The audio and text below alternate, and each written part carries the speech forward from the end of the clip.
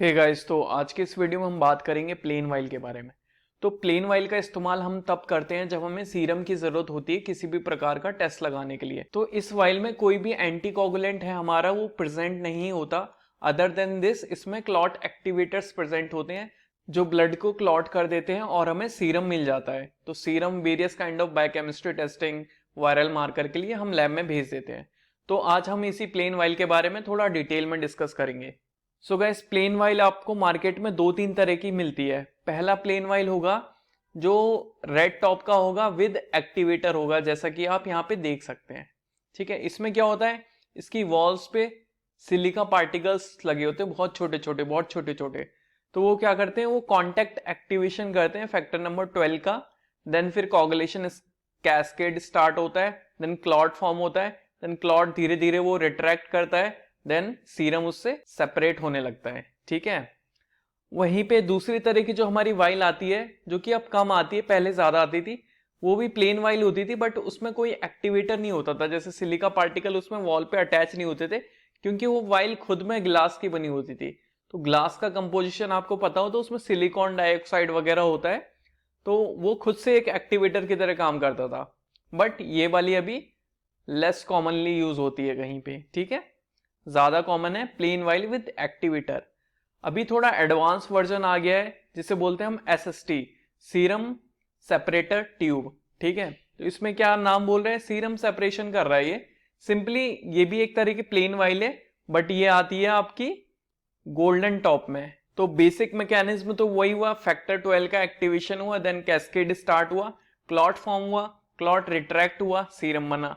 तो इनिशियली जब कुछ टाइम में क्लॉट फॉर्म हो जाता है तो कुछ ऐसा रहता है, बट धीरे धीरे धीरे धीरे कॉन्ट्रेक्टाइल प्रोटीन्स होते हैं ना प्लेटलेट में, थ्रोम्बोएस्थेनिन करके, तो वो क्या करते हैं, वो रिट्रैक्ट करते हैं क्लॉट को, जिसकी वजह से जो आपका प्लाज्मा पोर्शन या सीरम पोर्शन है ना, वो सेपरेट हो जाता है इससे, और क्लॉट आपका जो बटन है, सेल बटन, वो एक जगह पे चला जाता है।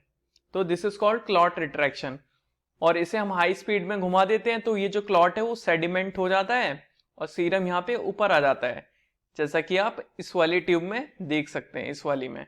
नाउ बात करते हैं हम एसएसटी की, that is serum separator tube. इसमें क्या एक थिक्सोट्रोपिक जेल होता है। तो थिक्सोट्रोपिक का मतलब होता है any substance which is sensitive to rapid movement, centrifugation, shaking, agitation. तो इस तरह का सब्सटेंस जो कि इस सारी चीजों से, सेंट्रीफ्यूगेशन से, वो एक फ्लूइड वाली स्टेट में आ जाता है। तो फिर वो अपनी डेंसिटी के अकॉर्डिंग सीरम और सेल को सेपरेट कर देता है, क्योंकि इसकी डेंसिटी सेल से तो कम होती है बट सीरम से ज्यादा होती है। तो जब हम इसे सेंट्रीफ्यूज करते हैं, सीरम से ज्यादा है तो नीचे आ जाएगा, सेल से कम है तो ऊपर आ जाएगा। तो इस तरह से ये सेपरेट कर देता है। ठीक है, और इसका फायदा ये है, जैसे ये वाइल अभी ऐसे गिर जाए तो ये जेल की वजह से जो सीरम है वो कंटामिनेट नहीं होगा विद सेल बटन या फिर जो हमारा क्लॉट है उससे, और सेपरेशन में भी आसानी होती है। बेसिकली किसी भी तरह का इनर्ट पॉलीमर हो सकता है। ठीक है, किसी भी तरह का, ऐसा नहीं है कि सिलिका जेल होगा या कोई भी, मतलब अलग अलग ट्यूब्स में बहुत तरह के इनर्ट पॉलीमर्स होते हैं, जैसे कि पॉलिएस्टर हो गया, सिलिकॉन ऑयल हो गया। उसमें कुछ फिलर्स भी होते हैं, जेल के साथ साथ कुछ फिलर्स भी होते हैं, जैसे कि सिलिका, लेटेक्स, जिससे इनकी क्लॉट बनाने की प्रॉपर्टी भी इनहेंस होती है और डेंसिटी भी मेंटेन होती है। ठीक है, तो ये दो चीज कॉन्स्टिट्यूट करके ये जेल और ये वाइल की वॉल्स बनी होती है। तो इसमें भी आपके वॉल के साइड में क्लॉट एक्टिवेटर्स प्रेजेंट होते हैं, जिससे कि क्लॉट फटाफट बन जाता है। ठीक है, जैसे नॉर्मली 1 घंटे से ज्यादा लग रहा है, तो जब आप clot activator with gel use करोगे तो आपका आधे घंटे में काम हो जाएगा।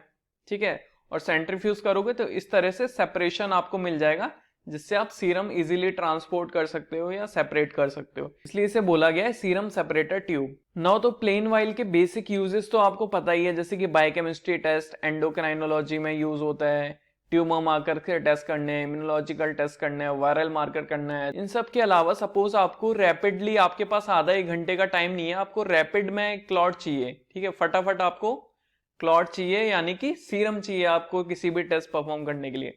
तो आजकल वाइल आने लगी है आपकी ऑरेंज कलर की। ठीक है, ऑरेंज टॉप की वाइल आने लगी है, उसका कैप ऑरेंज रहता है। ठीक है, तो उसमें क्या होता है, थ्रोम्बिन रहता है। तो उसका जो जेल होता है ना, वो थ्रोम्बिन बेस्ड होता है। थ्रोम्बिन का क्या काम है, फटाफट से फाइब्रिनोजन को फाइब्रिन में कन्वर्ट कर देना, दैट इज क्लॉट बना देना फटाफट से।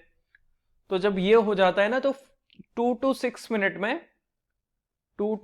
मिनट में आपका क्लॉट बन जाता है, ठीक है, थ्रोम्बिन की वजह से, फास्ट एक्टिंग। बट क्योंकि आपको पता हो थ्रोम्बिन बहुत ही महंगा रिएजेंट होता है, तो इस तरह की वाइल अभी इंडिया में तो इतनी पॉपुलर हुई नहीं है, बट फॉरेन कंट्रीज में इनका यूज होता है इमरजेंसी के टाइम पे। बट इसके अलावा जब भी हमें ब्लड लेना है ना प्लेन वाइल में, तो हमें मिक्स जरूर करना है। लोग क्या करते हैं कि प्लेन वाइल है चलो छोड़ देते हैं, मिक्स नहीं करेंगे इसे, क्योंकि ये तो इवेंचुअली क्लॉट होना ही है। बट उसमें आपका ज्यादा टाइम लगेगा, क्योंकि इनकी वॉल्स पे आपका सिलिका पार्टिकल्स रहता है, तो अगर आप मिक्स करोगे तो वो अच्छे से जल्दी से क्लॉट हो जाएगा।